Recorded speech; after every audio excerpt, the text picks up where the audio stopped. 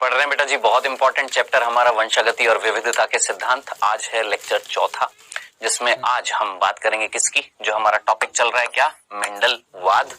ठीक है, उसके बाद लेकर आऊंगा क्विज और लास्ट में मैं आपको दूंगा होमवर्क। ठीक है, ये हमारी परंपरा है और ये हमें निभाना है। समझ में आया? इसे हमें निभाना है, यानी हमें पढ़ना है और इस परंपरा को हमें बनाए रखना है, हमें भी और आपको भी। ठीक है, चले अब देखिए हम बात कर रहे हैं किसकी बेटा जी, मेंडलवाद की। मैंने कई सारी चीजें आपको बता दी थी मेंडल्स में, मेंडलिज्म में, कि मेंडल कौन थे, कहां पर थे, कब पैदा हुए, कब मृत्यु हुई, उन्होंने जो कार्य किया किस पर किया, कब से कब तक कार्य किया, है ना, और उस कार्य में उन्होंने क्या किया था, उनकी सफलता के कारण क्या थे, उनकी असफलता के कारण क्या थे, उन्होंने अपने कार्य में जो ध्यान मटर उपयोग में लिया था, है ना, वहां पर उन्होंने वो जो मटर उपयोग में लिया था अपने प्रत्येक प्रयोग में, मेरे ख्याल से आपको याद होगा उनकी सफलता का कारण कि प्रत्येक क्रॉस में उन्होंने जो जनक लिए थे वो शुद्ध लिए थे, यानी सम युग्मनज लिए थे, याद होगा। ठीक है, और क्या था सफलता का कारण, कि उन्होंने जब क्रॉसिंग कराई तो उन्होंने एक बार में एक समय पर केवल 1 से 2 लक्षणों की क्या देखी थी, वंशागति। ये मैंने आपको बताया था। ठीक है, अब उन्होंने कितने लक्षण चूज किए थे, उपयोग में लिए थे, 7 लिए थे। कौन कौन से थे, मैंने आपको दिखाए थे, ये 7 लक्षण थे। ठीक है, अब ये 7 लक्षण जो है बेटा हमारी बुक्स में इस तरीके से भी दे रखे हैं, आप ऐसे भी याद रख सकते हैं। ठीक है, और मैंने आपको बताया था ये 7 लक्षण, जिसमें से पादप की लंबाई, है ना, प्रभावी लक्षण क्या था पादप की लंबाई का, लंबा, अप्रभावी, बौना। प्रभावी का मतलब जो अभी व्यक्त होएगा, जो दिखेगा ज्यादा से ज्यादा, ठीक है, जो थोड़ा कम दिखेगा, अप्रभावी। ये 7 लक्षण थे और लास्ट लेक्चर में मैंने आपको बताया था इन 7 लक्षण के लिए जो जीन उत्तरदायी हैं, इन 7 लक्षणों के लिए जो जीन उत्तरदायी हैं वो कहां पर मिलते हैं, गुणसूत्रों पर मिलते हैं। ठीक है, अब मैं इसके आगे ये वाला जो बिंदु था मैंने आपको लास्ट लेक्चर में बोला था, ये मैं आपको बताने वाला हूं। ठीक है, आए डिस्कस करें। आइए ध्यान से सुनिएगा बेटा, देखिए एक एक चीज को समझते हैं। देखिए हम यहां पर बात कर रहे हैं कि मेंडल ने काम किया उद्यान मटर पर। ठीक है, अब ध्यान से सुनना बेटा जी। उद्यान मटर, मान लेते हैं मैं एक उद्यान मटर हूं। मैं कौन हूं, एक उद्यान मटर हूं। समझना, नहीं तो नहीं समझ में आएगा। मैं कौन हूं, एक उद्यान मटर हूं, मैं एक जीव हूं। ठीक है, अब मेरे अंदर, ध्यान से सुनना, मेरे अंदर प्रत्येक कोशिका में केंद्रक में 14 गुणसूत्र होते हैं। याद रखना कितने गुणसूत्र होते हैं, 14। ठीक है, अब मैं या मेरा निर्माण कैसे हुआ, एक जीव का निर्माण कैसे होता है, आप पढ़ चुके हैं पूरा मानव जनन, पुष्पीय पादपों में लैंगिक जनन पढ़ चुके हैं ना, कैसे होता है, जब एक नर युग्मक और एक मादा युग्मक जो होते हैं वो निषेचन करते हैं तो एक जीव का निर्माण होता है। मैं एक जीव हूं, मैं एक मटर का पेड़ हूं, समझना, मेरी एक एक कोशिका में 14 गुणसूत्र हैं। तो मेरा निर्माण किससे हुआ, एक कोशिका से, जो कौन थी, युग्मनज थी। इतना तो याद आ रहा है, मेरा निर्माण, मटर का निर्माण, जो आपको पेड़ दिखाई दे रहे हैं उनका निर्माण किससे हुआ, एक कोशिका युग्मनज। युग्मनज कैसे बनता है, युग्मकों के संलयन से, निषेचन से। अब एक होएगा नर युग्मक, एक होएगा मादा युग्मक। इतना तो आपको समझ में आ गया होगा कि नर युग्मक में कितने गुणसूत्र, 7, मादा युग्मक में कितने गुणसूत्र, 7। 7 और 7 जुड़कर युग्मनज बना 14 गुणसूत्र वाला, और फिर इस युग्मनज ने एक जीव का निर्माण कर दिया। इतनी सी कहानी समझ में आ गई होगी आपको, आ गई? चले, कंफ्यूजन तो नहीं था, पक्का? आइए अब ध्यान से सुनना बेटा जी, मैं यहां पर क्या करने वाला हूं, ध्यान से देखिएगा। मैं मान लेते हैं यहां पर ये नर युग्मक है हमारा, कौन, नर युग्मक, और ये है कौन, मादा युग्मक। किसकी बात कर रहे हैं बच्चे, मटर की बात कर रहे हैं। याद रखना, मेरे अंदर मनुष्यों की अगर बात करते हैं तो आप अच्छे तरीके से जानते हैं, मनुष्यों में जो नर युग्मक होता है उसमें कितने गुणसूत्र होते हैं, 23, मादा में 23, मिलकर युग्मनज 46 होता है ना। मेरी कोशिका में कितने हैं, 46। मेरा निर्माण किससे हुआ, युग्मनज से। युग्मनज में कितने थे, 46। शुक्राणु और अंडाणु, शुक्राणु में 23, अंडाणु में 23, दोनों जुड़कर युग्मनज कितना है, 46, 46, है ना। लेकिन यहां पर ध्यान रखना, मेरे अंदर अगर द्विगुणित गुणसूत्रों की संख्या 46 होती है, तो उद्यान मटर में द्विगुणित गुणसूत्रों की संख्या कितनी होती है? 14। भूल मत जाना। तो अगुणित की कितनी हो जाएगी? 7 7। ठीक है। अब देखिए मैं क्या कर रहा हूं यहां पर, ये जो 7 गुणसूत्र थे ना यहां पर, इन 7 में से मैंने चौथा निकाला। कौन सा निकाला? चौथा। और यहां से भी निकाला कौन सा? चौथा। चौथा गुणसूत्र मैंने निकाला किसमें से? शुक्राणु यानी नर युग्मक। अब आप बोलेंगे सर पेड़ों में नर युग्मक, परागकण होता है नहीं होता? परागकण होता है ना, उसके अंदर नर युग्मक होता है ना। तो जरा सोचिए यहां पर नर युग्मक था, उस नर युग्मक के अंदर से मैंने 7 गुणसूत्र थे, उसमें से चौथा गुणसूत्र निकाला और यहां से भी चौथा गुणसूत्र निकाल दिया। चलो जी, ये मैंने चौथा गुणसूत्र बना दिया। अब आप मुझे बताएं ये चौथा गुणसूत्र किसका है? जो नर से आया है। ये चौथा गुणसूत्र जो मादा से आया है। इतनी सी बात समझ में आ गई। ठीक है। अब चौथे गुणसूत्र पर ध्यान से सुनना, एक जीन था और यहां पर भी चौथे गुणसूत्र पर एक जीन है। ठीक है। एक जीन मिल रहा है यहां पर कैपिटल टी, यहां पर मिल रहा है कैपिटल टी, या हो सकता है यहां पर हो जाए स्मॉल टी, यहां पर कैपिटल टी रहे, या हो सकता है यहां पर स्मॉल टी हो जाए, यहां कैपिटल टी हो जाए, या हो सकता है यहां स्मॉल टी, यहां स्मॉल टी, यानी यहां पर कैपिटल टी भी हो सकता है, स्मॉल टी भी हो सकता है, यहां कैपिटल टी हो सकता है, स्मॉल टी हो सकता है, कुछ भी हो सकता है, लेकिन एक बड़ा और एक छोटे अक्षर से संबोधित करेंगे। एक प्रभावी जीन हो सकता है, दूसरा अप्रभावी जीन हो सकता है, कोई सा भी हो सकता है, यहां पर और यहां पर डिपेंड करेगा। ठीक है। अब आप मुझे बताएं ये दोनों जीन, ये जीन इसके अंदर था, अकेला था, लक्षण उत्पन्न नहीं करेगा। उसी प्रकार ये जीन इस गुणसूत्र पर था, चौथे पर, यहां पर था, लक्षण उत्पन्न नहीं करेगा। लेकिन जब ये दोनों यहां आ जाएंगे तो जरा सोचिए यहां पर जब ये आ जाएंगे तो कहीं ना कहीं ये युग्मनज जब जीव का निर्माण करेगा तो वहां पर ये एक जोड़ी जीन अपने आप को क्या करेंगे?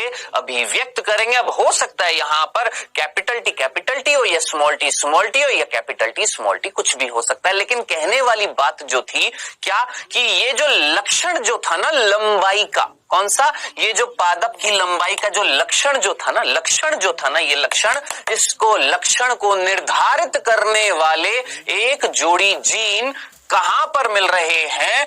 चौथे गुणसूत्र पर मिल रहे हैं। याद रखना किस पर मिल रहे हैं? चौथे गुणसूत्र पर। अब बाकी जो है आप समझ सकते हैं। अब आप इसका और देख लेते, चलो एक और लक्षण देख लेते। अब हम बात कर रहे हैं पुष्प की स्थिति, पहला वाला समझ में आ गया। अब ये जो लक्षण है इसको निर्धारित करने वाले जीन कहां मिल रहे हैं? आप बोलेंगे सर ये भी कहां मिल रहे हैं? चौथे गुणसूत्र पर। आइए देखते हैं। अब देख रहे हैं हम यहां पर चौथा गुणसूत्र तो वही है ना, चौथा, लेकिन यहां पर अब लक्षण दूसरा है। ये वाले जो जीन जो थे जिनको हमने संबोधित किससे किया? टी से। अब वो लंबा भी हो सकता है, बड़ा भी हो सकता है, छोटा भी हो सकता है ना। अब लक्षण दूसरा है, क्या है बेटा जी? यहां पर पुष्प की स्थिति या तो अक्षीय या शीर्ष। अब देखिए अक्षीय को ना हम इंग्लिश में बोलते हैं एक्सियल, ठीक है, और शीर्ष को हम बोलते हैं टर्मिनल। अब जीन को हम संबोधित करते हैं इंग्लिश के शब्दों से, इंग्लिश के लेटर से, ठीक है। अब आप मुझे बताएं एक्सियल का मतलब, अक्षीय का मतलब जो अक्ष पर लगे हुए थे, मैंने आपको दिखाए थे। ये देखिए ये यहां पर, इधर देखिएगा कहां पर लगे हुए हैं? इसकी अक्ष पर लगे हुए हैं, और यहां पर बिल्कुल सिरे पर लगे हुए हैं। टर्मिनल का मतलब, शीर्ष का मतलब शीर्ष पे लगे हुए हैं, टर्मिनल, ठीक है। तो अब आप मुझे बताएं ज्यादातर कैसे हैं? अक्षीय। बहुत कम होते हैं कौन से? शीर्ष। प्रभावी कौन सा? अक्षीय। अप्रभावी कौन सा? शीर्ष, ठीक है। अब इसको अक्षीय को हमने इंग्लिश में बोला एक्सियल और शीर्ष को हमने बोला है टर्मिनल। तो अब जरा सोचिए इस लक्षण को निर्धारित करने वाले जीन को मैंने संबोधित किया है कैसे? देखिएगा मैंने बोला है एक जीन है कैपिटल ए। कैपिटल ए जो है ना वो बता रहा है एक्सियल को। अब एक्सियल का मतलब क्या था? जरा सोचिए, एक्सियल का मतलब अक्षीय और कैपिटल लेटर से दर्शाया है यानी प्रभावी। चलो जी, बहुत अच्छी बात है। यहां पर जो जीन मिल रहा था जो पुष्प की स्थिति को नियंत्रित करता है, कौन सा मिल रहा था? कैपिटल ए, जो पिता से आ रहा है यानी नर से आ रहा है, ठीक है। अब यहां पर जरा सोचिए हो सकता है यहां पर कैपिटल ए हो, कोई दिक्कत नहीं है, दोनों प्रभावी हो सकते हैं, ठीक है। अब आप मुझे बताएं एक्सियल के लिए यानी अक्षीय के लिए मैंने कैपिटल ए यूज में लिया, तो अब आप जरा सोचिए टर्मिनल के लिए, शीर्ष के लिए क्या यूज में लूंगा? टर्मिनल के लिए क्या उपयोग में लूंगा? टी लूंगा क्या? नहीं, ए ही लूंगा, लेकिन छोटा। कहीं ऐसा मत कर देना, कहीं ये ऐसा मत सोचना। आप जैसे ये देखिए, लंबे के लिए हम इंग्लिश में क्या बोलते हैं? टॉल होता है, तो टॉल के लिए हमने कैपिटल टी ले लिया। और बोने को हम इंग्लिश में बोलते हैं, बेटा जी याद रखना, ड्वार्फ। तो अब जरा सोचिए, बोने के लिए क्या हम डी यूज में लेंगे? नहीं, ऐसा मत कर देना, ऐसा मत कर देना। एक ही लक्षण को एक ही लेटर से संबोधित करेंगे इंग्लिश के, ठीक है। अब अगर प्रभावी होएगा तो वो बड़ा होएगा, अप्रभावी होएगा तो वो छोटा होएगा। ऐसा मत कर देना कि लंबे को टॉल बोलते तो कैपिटल टी ले लिया, बोने को ड्वार्फ बोलते तो स्मॉल डी ले लिया। नहीं, क्या लेंगे भैया? स्मॉल टी ही लेंगे। कई बच्चे इसी में ही कंफ्यूज हो जाते हैं, क्या लेंगे? Small T. उसी प्रकार एक्सियल के लिए यानी अक्षीय के लिए, अक्षीय को इंग्लिश में बोला एक्सियल, तो कैपिटल ए ले लिया, ठीक है। जबकि टर्मिनल क्या था? शीर्ष था, तो इसके लिए क्या टी लेंगे क्या? नहीं, छोटा ए लेंगे, ठीक है। तो हो सकता है यहां पर कैपिटल ए हो सकता है स्मॉल ए हो, यहां पर हो सकता है कैपिटल ए हो सकता है स्मॉल ए हो, कुछ भी हो सकता है। लेकिन कहने वाली बात जो थी कि यहां पर जो जीन मिलेगा चौथे गुणसूत्र पर जो इस लक्षण को भी निर्धारित करेगा। अब थोड़ा सा कॉमन सेंस लगा लीजिए, फली का आकार ये भी एक लक्षण है, और इस लक्षण को निर्धारित करने वाले जीन कहां मिलेंगे भैया? वापस से चौथे गुणसूत्र पर मिलेंगे, यानी इसी चौथे गुणसूत्र पर और जीन मिलेंगे। एक यहां लिख देते हैं, एक यहां लिख देते हैं। अब जरा सोचिए, यहां पर क्या लिखा हुआ है? फूली और सिकुड़ी। अब फूली को हम क्या बोलते हैं बेटा जी? यहां पर देख लीजिए, फूली को हम बोलते हैं इनफ्लेटेड, इंग्लिश में बोलते हैं इनफ्लेटेड, और सिकुड़ी हुई को हम बोलते हैं कॉन्स्ट्रिक्टेड, ठीक है। तो इनफ्लेटेड के लिए हमने कैपिटल आई ले लिया, और कॉन्स्ट्रिक्टेड के लिए सी लेंगे कि स्मॉल आई? स्मॉल आई ले लिया। अब जरा सोचिए, यहां पर क्या लिख दूंगा? या तो कैपिटल आई हो सकता है यहां पर, या स्मॉल आई हो सकता है। यहां पर भी कैपिटल आई हो सकता है, स्मॉल आई हो सकता है। यानी कुल मिलाकर कहने वाली बात जो थी कि बेटा ये जो तीन लक्षण है ना, इन लक्षणों को निर्धारित कौन करता है? पहले तो सोचो, एक लक्षण को निर्धारित कौन करता है? एक जोड़ी जीन होते हैं, और वो जोड़ी जीन किस पे मिलते हैं? समजात गुणसूत्र पर। बताया था। अब हमने बोला ये और ये जीन हो सकता है ये प्रभावी हो सकता है अप्रभावी हो सकता है ये प्रभावी हो सकता है ये अप्रभावी हो, लेकिन ये जोड़ी जीन एक लक्षण को निर्धारित कर रहे हैं, लंबाई को। ये जोड़ी जीन एक लक्षण को निर्धारित कर रहे हैं, पुष्प की स्थिति को। ये जोड़ी जीन एक लक्षण को निर्धारित कर रहे हैं, किसकी? फली के आकार को। यानी मेंडल ने जो 7 लक्षण लिए थे, उनमें से प्रारंभिक ये जो 3 लक्षण थे, इन लक्षणों को निर्धारित करने वाले अलील जीन कहां पर मिल रहे हैं? चौथे गुणसूत्र पर मिल रहे हैं। तो प्रभु बाकी बताने की जरूरत पड़ेगी या समझ जाएंगे? अब जरा सोचिए, अगला जो लक्षण है क्या वो चौथे गुणसूत्र पर है? नहीं, 5वें पर है। यानी ये जो 7 गुणसूत्र थे इस युग्मक में, उनमें से मैंने पिता का चौथा निकाला, माता का चौथा निकाला। अब जो अगला लक्षण है ये वाला, इस लक्षण को निर्धारित करने वाले जीन यहां पर इन 7 गुणसूत्रों में से कौन से पर होएगा? 5वें पर। यहां पर भी 5वें पर होगा कि नहीं होएगा? उसी प्रकार अगला जो लक्षण है उसको निर्धारित करने वाला कौन से पर होएगा? 7वें पर। यहां पर भी। उसी प्रकार ये जो दोनों लक्षण है इसको निर्धारित करने वाला किस पर होएगा? पहले पर। बताए, आया समझ में? क्लियर है? अब आप मुझे बताना सोच समझकर, ये मैंने जो आपको चीज बताई है, क्या ये मेंडल ने बताई होगी? दिमाग लगाए, क्या ये मेंडल ने बताया कि ये लक्षणों के लिए उत्तरदायी जीन इस गुणसूत्र पर है? सोचो, दिमाग लगाओ। क्या मेंडल ने बताया ये? अरे नहीं भैया, मेंडल की असफलता का कारण था। मेंडल से पूछा गया कारक क्या है, कहां है, किधर मिलता है, नहीं बताया था ना। तो ये थोड़ा ना बताएगा मेंडल, ये थोड़ा ना बताएगा। तो आप पूछेंगे सर ये किसने बताया, तो मेंडल के बाद बहुत सारी चीजों की खोज की गई थी, जिसमें से एक वैज्ञानिक थे जिनका नाम आपने याद रखना है, जिनका नाम भूलना नहीं है, एस.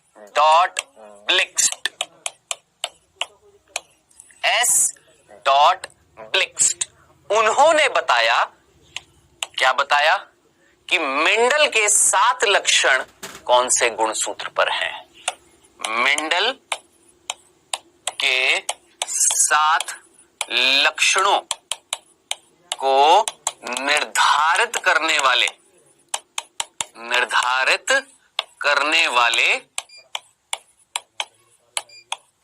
जीन किन गुणसूत्र पर हैं,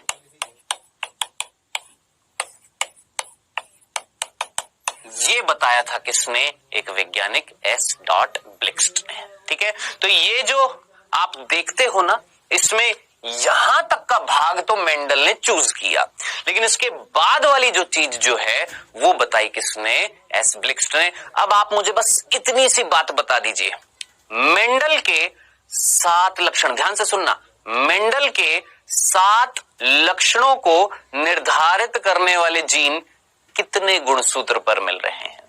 सोचो, फिर से बोलूं, फिर से सुनो, मेंडल के 7 लक्षणों को निर्धारित करने वाले जोड़ी जीन जो है, जोड़ीदार जीन जो हैं, कितने गुणसूत्र पर मिल रहे हैं, कितने प्रकार के गुणसूत्र पर मिल रहे हैं, 4। कौन कौन सा, चौथा, 5वां, 7वां और पहला। चौथे पर वो जोड़ी जीन है जो इन 3 लक्षणों को निर्धारित कर रहे हैं, 5वें पर वो जोड़ी जीन जो केवल 1 लक्षण को, 7वें पर एक जोड़ी जीन जो 1 लक्षण को, और 1 पर जोड़ी जीन जो इन 2 लक्षणों को निर्धारित कर रहे हैं। यानी कुल मिलाकर 4 गुणसूत्र हैं जिन पर जीन्स मिल रहे हैं जो मेंडल के ये 7 लक्षणों को निर्धारित कर रहे थे। ये थी बात, बताएं समझ में आ गया। चलें आगे, कंफ्यूजन तो नहीं है, पक्का। अब यहां पर मैं आपको एक और कंसेप्ट बताने वाला हूं, ध्यान से सुनना, ये नीट में पूछा जाता है, ध्यान से सुनना। देखिए, बीज का आकार, मैंने पिछले लेक्चर में भी बोला था, बताऊंगा, बीज का आकार गोलाकार और झुर्रीदार। ये है बेटा जी कैसा, गोलाकार, और ये है झुर्रीदार। और देख लीजिए, ये है गोलाकार, ये है झुर्रीदार, ये गोल है और ये कुछ इस तरीके से झुर्रीदार है।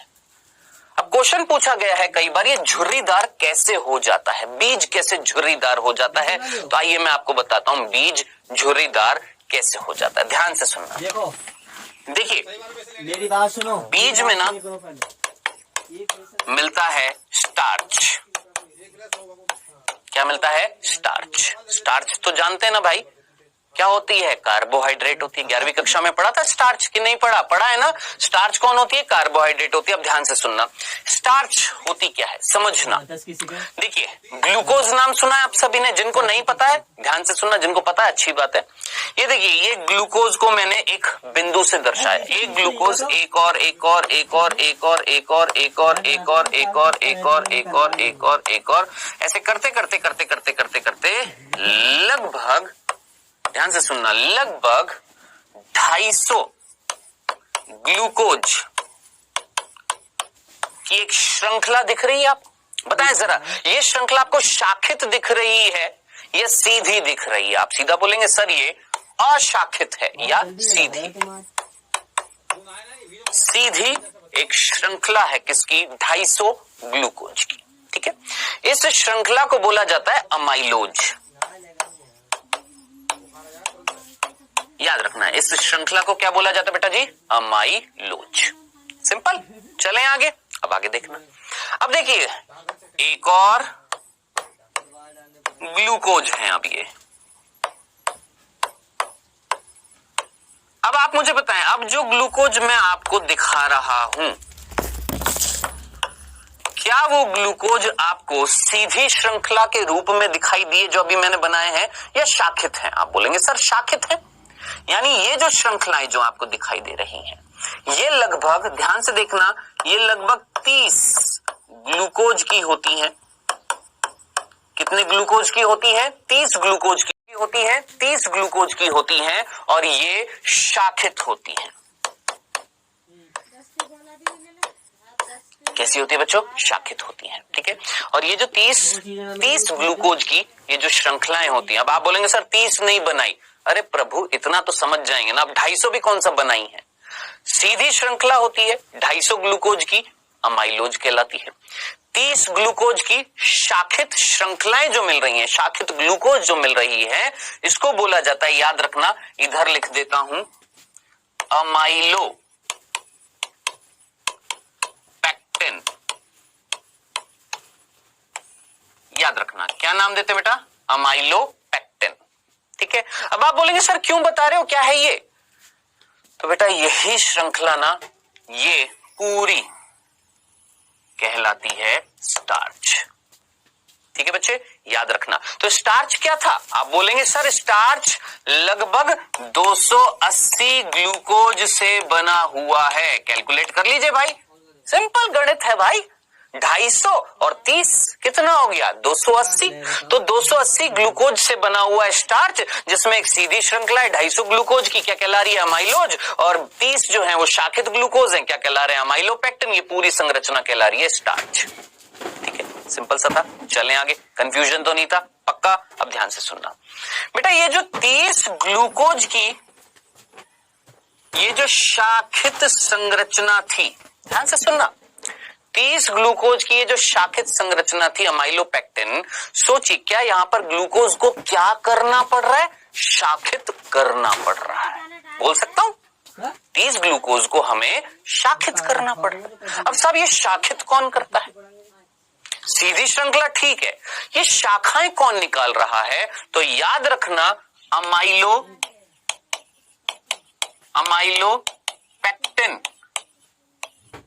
यानी शाखित ग्लूकोज का निर्माण, ध्यान से सुनना, का निर्माण होता है एक एंजाइम की उपस्थिति में जिसका नाम है SBE। क्या बोला हमने? ये जो शाखाएं हमने निकाली है ना, ये ग्लूकोज की, ये जो शाखाएं निकाली है, यानी जो हमने अमाइलोपेक्टिन बनाया है, ये किसकी सहायता से बनाया है? एक एंजाइम की सहायता से,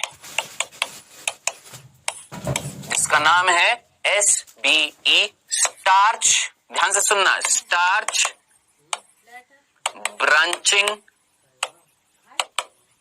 एंजाइम, स्टार्च ब्रांचिंग एंजाइम। अब नाम में जरा सोचिए, एक ऐसा एंजाइम जो ब्रांचिंग कराएगा, ब्रांचिंग यानी शाखाएं निकलवाएगा, किसमें? स्टार्च में। और वो जो शाखाएं जो निकलेगी वो क्या कहला रही है? अमाइलोपेक्टिन। आई होप यहां तक की कहानी समझ में आ गई होगी। अब आप बोलेंगे सर फाइनली निष्कर्ष बताएं, ये क्यों बता रहे हैं? सिर्फ इतना सा बताने के लिए कि जो बीज गोल होते हैं उनमें SBE मिलता है। जो बीज गोल होते हैं उनमें SBE मिलता है। अब जरा दिमाग लगाएं, अगर SBE मिलेगा तो शाखाएं निकलेंगी, और शाखाएं निकलेंगी तो पूर्ण रूप से स्टार्च रहेगा। यानी जो गोल बीज होती हैं इनमें पूर्ण रूप से स्टार्च मिलता है, लेकिन जो झुर्रीदार जो होते हैं बीज, उनमें SBE नहीं मिलता। अब जरा सोचिए, स्टार्च ब्रांचिंग एंजाइम नहीं मिलेगा तो क्या होगा?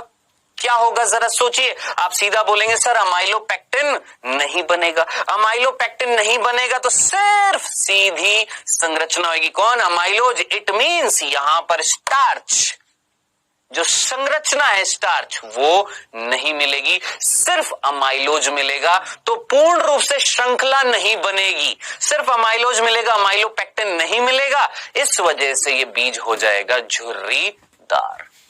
अब ये सारी चीजें ना हमारी बुक्स में कई जगह नहीं दे रखी है, ये बताना बहुत जरूरी था।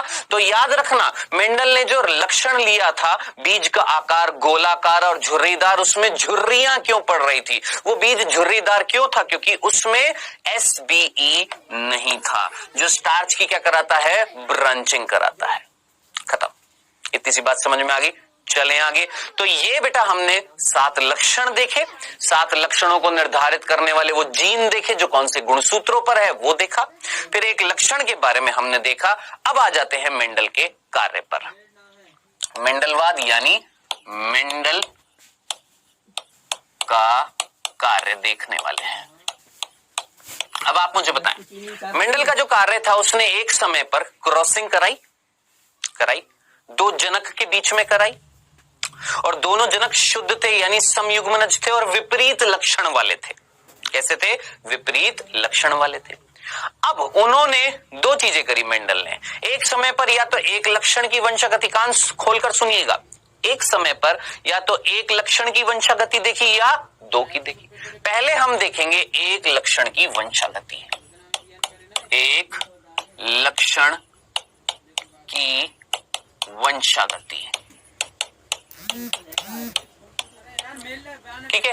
एक लक्षण की जब वंशागति को हम देखते हैं तो ऐसा क्रॉस जो होता है उसे हम बोलते हैं एकल संकर क्रॉस।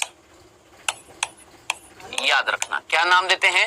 एकल संकर क्रॉस बोलते हैं, मोनो हाइब्रिड ये नंबर लिख मैं बता रहा हूं, क्रॉस बोलते हैं।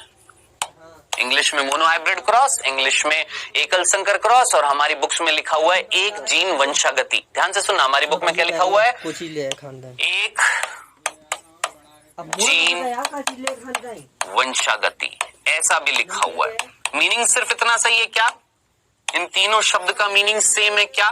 कि जब हम एक समय पर केवल एक लक्षण की वंशागति को देखेंगे, 7 लक्षण थे, केवल एक लक्षण को चूज किया, हमने देखा, अपने दिमाग में रखा, सिर्फ एक लक्षण को देख रहे हैं कि अगली पीढ़ी में उस लक्षण में क्या बदलाव आता है, अगली पीढ़ी कैसी आती है, सिर्फ एक लक्षण, बाकी लक्षणों को नेग्लेक्ट कर दिया, छोड़ दिया, दिमाग में नहीं रखा, सिर्फ एक लक्षण की क्या देख रहे हैं? वंशागति। ठीक है। अब देखिए मेंडल ने कौन सा लक्षण लिया। मान लेते हैं उन्होंने जो जनक लिए,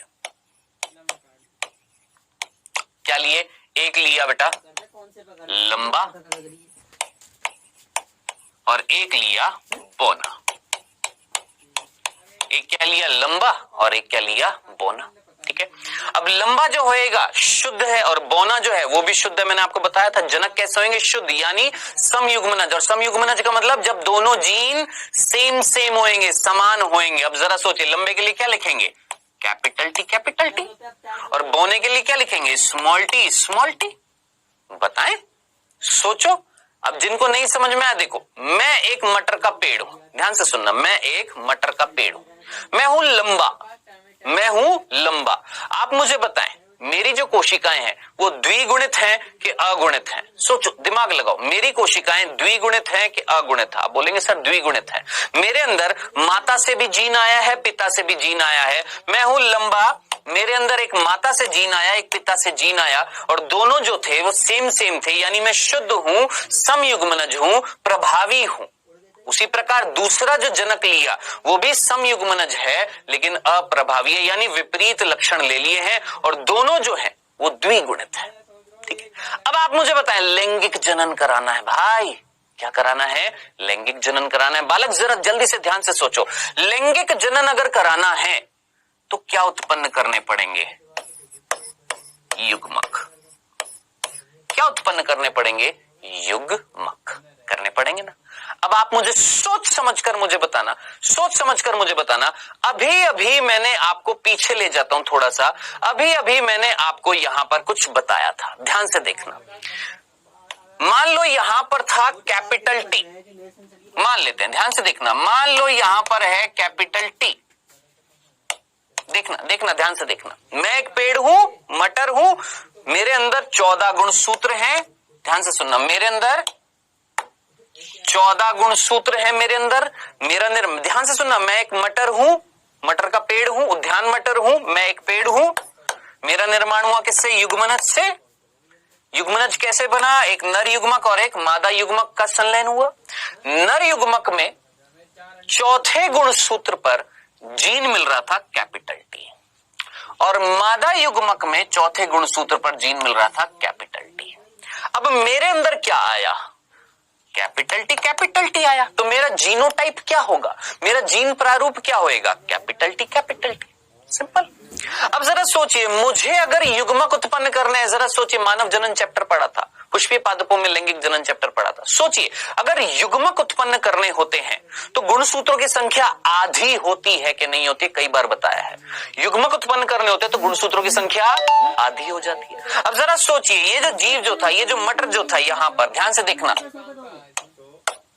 ये जो जीव जो है, ये जो मटर जो है, इसकी प्रत्येक कोशिका में, केंद्रक में 14 गुणसूत्र है, जिसमें से एक गुणसूत्र पर कैपिटल टी है, दूसरे पर कैपिटल टी है, चौथा गुणसूत्र था ये।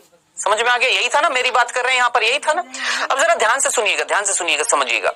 ये जीव जब युग्मक उत्पन्न करेगा, युग्मक उत्पन्न करेगा तो गुणसूत्रों की संख्या हो जाती है आधी, हो जाती है ना आधी।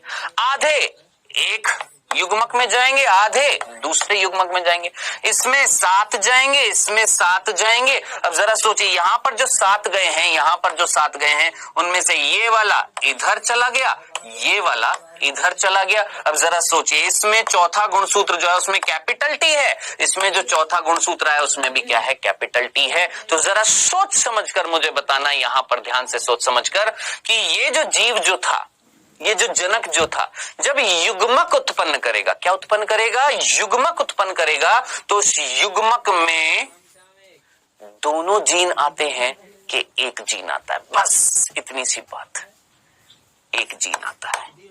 और जिनको अभी भी समझ में नहीं आया है, सिंपल सोचिए, मैं हूं उद्यान मटर हूं, मैं एक जनक हूं, ठीक है? कैसा होता है जनक? हमेशा द्विगुणित होता है, और युग्मक हमेशा कैसे होते हैं? अगुणित।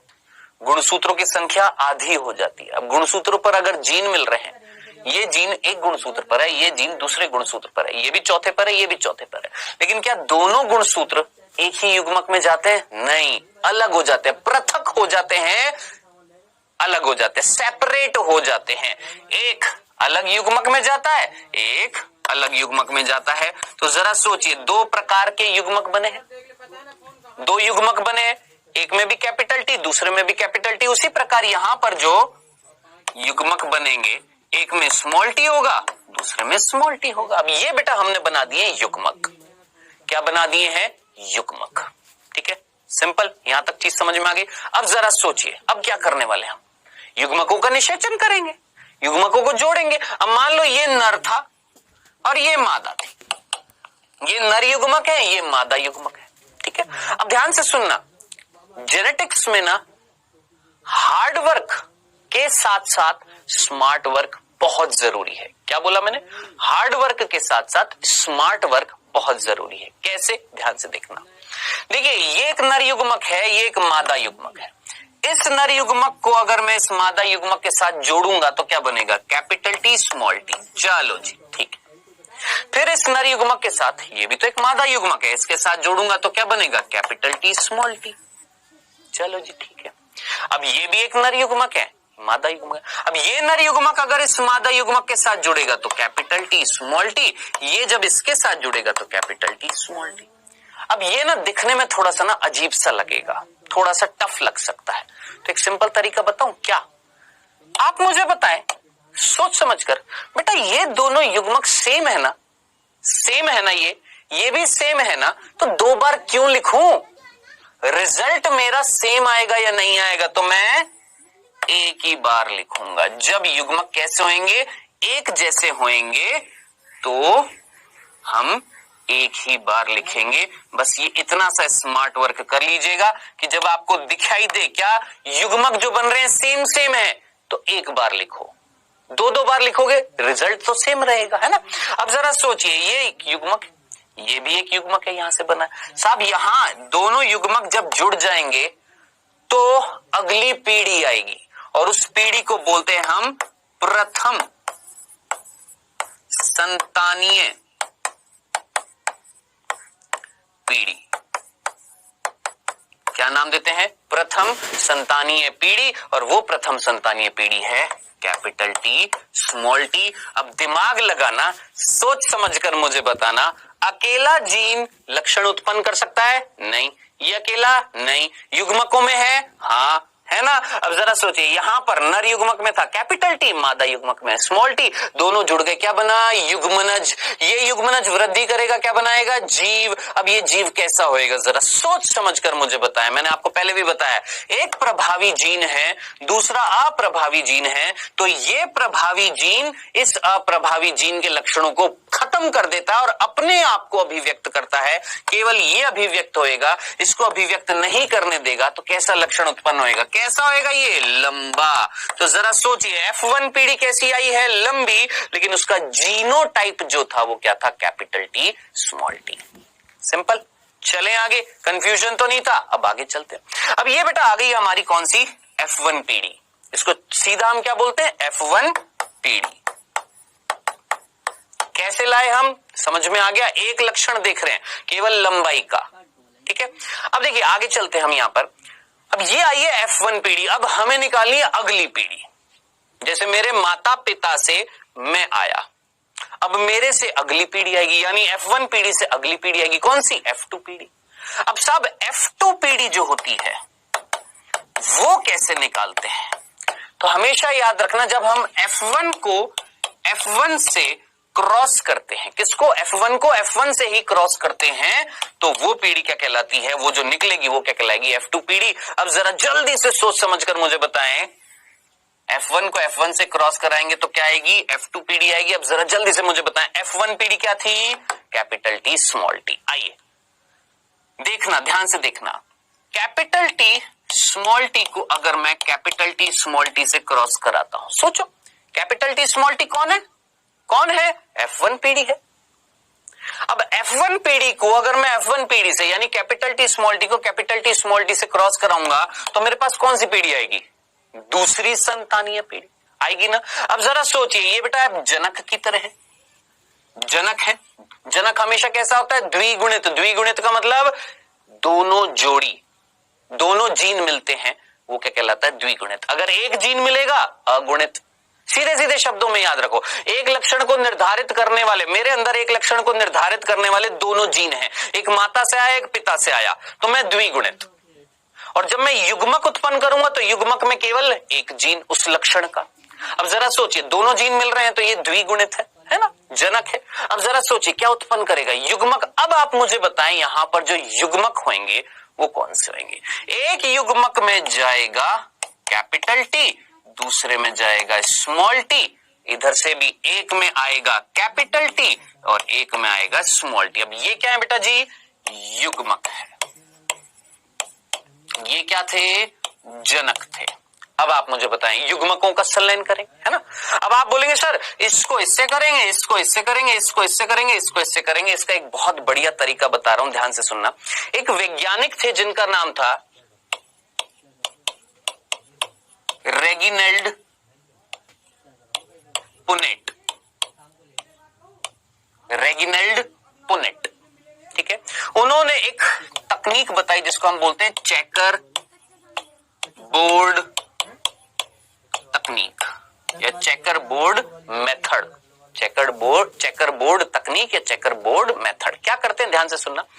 इस तकनीक में, इस मेथड में एक बोर्ड बनाते हैं, हम एक बोर्ड बनाते हैं और इस बोर्ड में क्या करते हैं, यहां पर रख देते हैं मादा के युग्मक और यहां पर रख देते हैं नर के युग्मक, या यहां पर नर के रख दो, यहां पर मादा के रख दो, लेकिन यहां पर सारे एक ही जनक के आएंगे, यहां पर सारे एक ही जनक के आएंगे। जैसे ध्यान से देखना, ये मान लेते हैं हमारा नर था और ये हमारी मादा थी। नर के दो प्रकार के युग्मक है, चलो जी कितने प्रकार के हैं, दो प्रकार के हैं। यहां पर लिख देंगे कैपिटल टी स्मॉल टी, लिख दिए, दोनों थे, एक कैपिटल टी लिख दिया, एक स्मॉल टी उसके नीचे लिख दिया। अब मादा के हैं, यहां पर लिखेंगे कैपिटल टी स्मॉल टी, ठीक है। और ये लो जी, बना दिया हमने एक बोर्ड, ठीक है। अब क्या करेंगे, ध्यान से सुनना।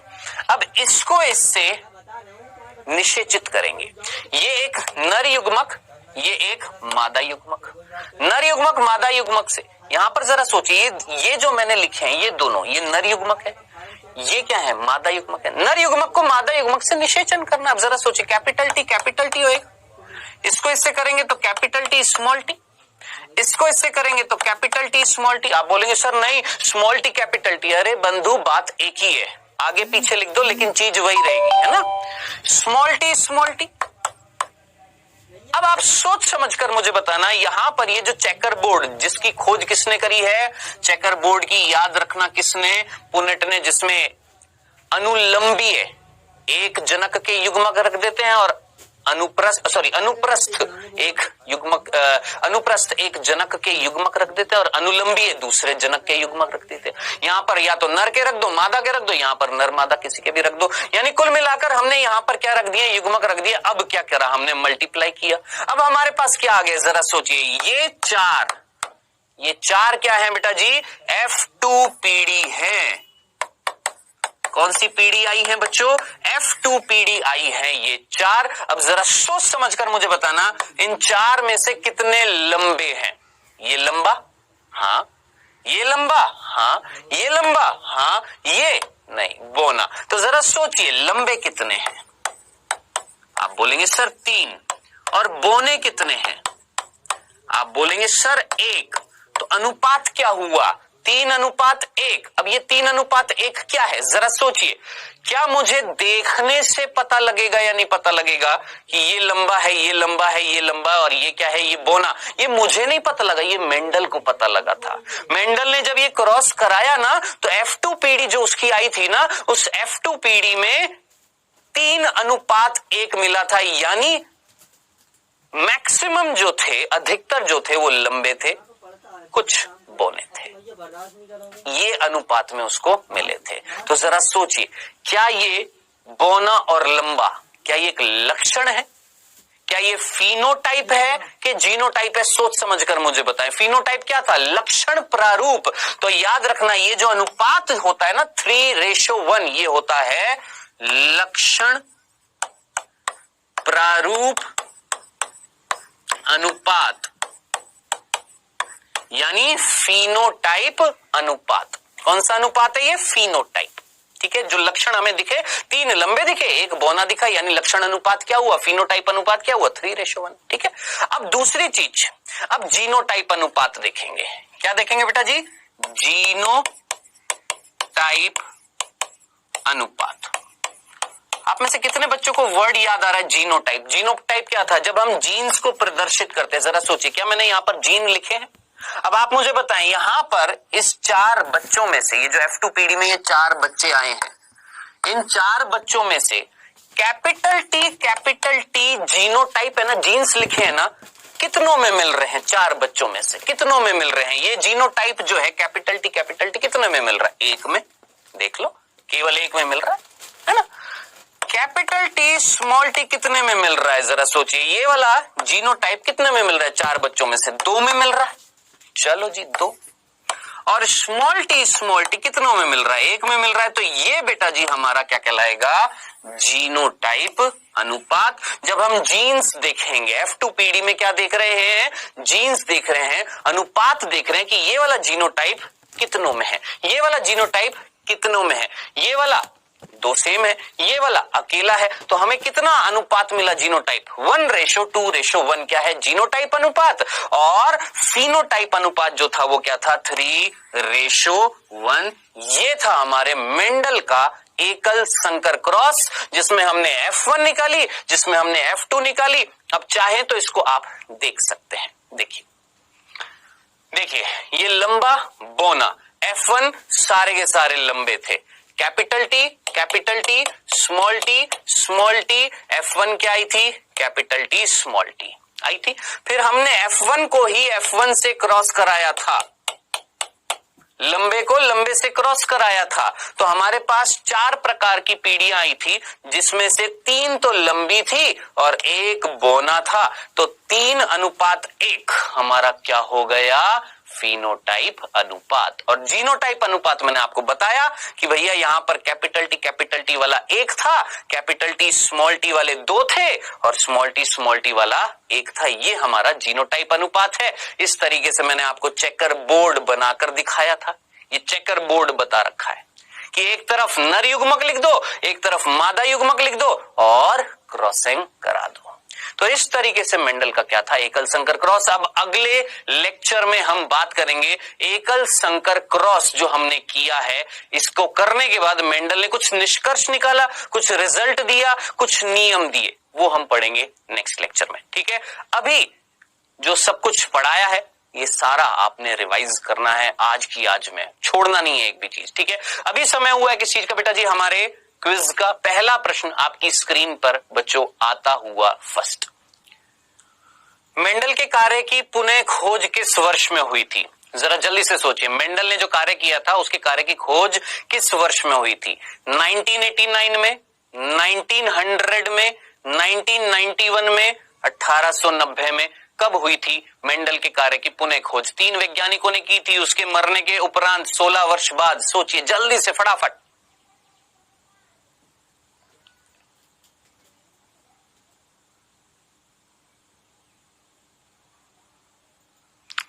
दूसरा प्रश्न बेटा, मेंडल ने अपने प्रयोग में लिए थे, मेंडल ने अपने प्रयोग में जो जनक लिए थे वो कैसे लिए थे? समान लक्षण वाले जनक, विपरीत लक्षण वाले जनक, दोनों ए और बी यानी समान और विपरीत दोनों जनक लिए थे? उपरोक्त में से कोई नहीं। जनक कैसे लिए थे उसने? जल्दी से सोचिए, जनक सफलता का कारण था, जनक कैसे लिए थे? विपरीत लक्षण वाले के, समान लक्षण वाले के, दोनों के, कोई भी नहीं।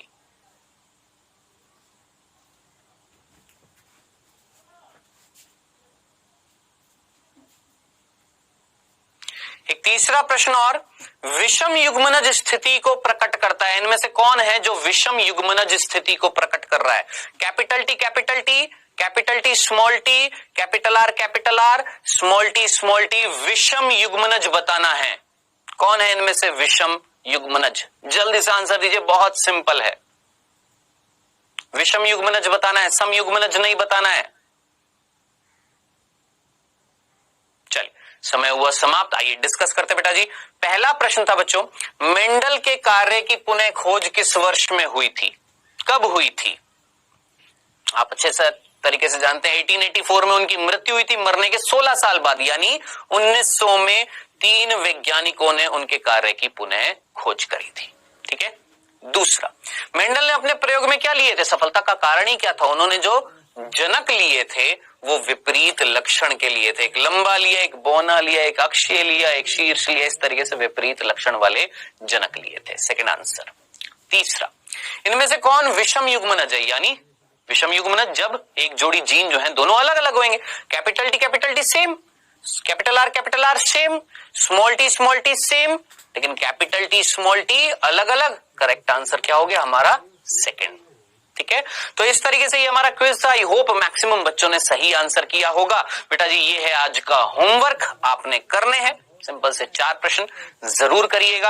अब नेक्स्ट लेक्चर में जब हम मिलेंगे तो जो एकल संकर क्रॉस हमने पढ़ा है उसके नियम देखेंगे। क्या देखेंगे? एकल संकर क्रॉस के नियम, एकल संकर क्रॉस का रिजल्ट। ठीक है, तो इसी तरीके से पढ़ते रहिए बेटा जी, बहुत मजा आएगा इस चैप्टर में, लेकिन साथ साथ रिवीजन करते जाइएगा। एक ही चीज को बार बार पढ़िएगा, दोहराइएगा, तब वो चीज डेफिनेटली समझ में आ जाएगी।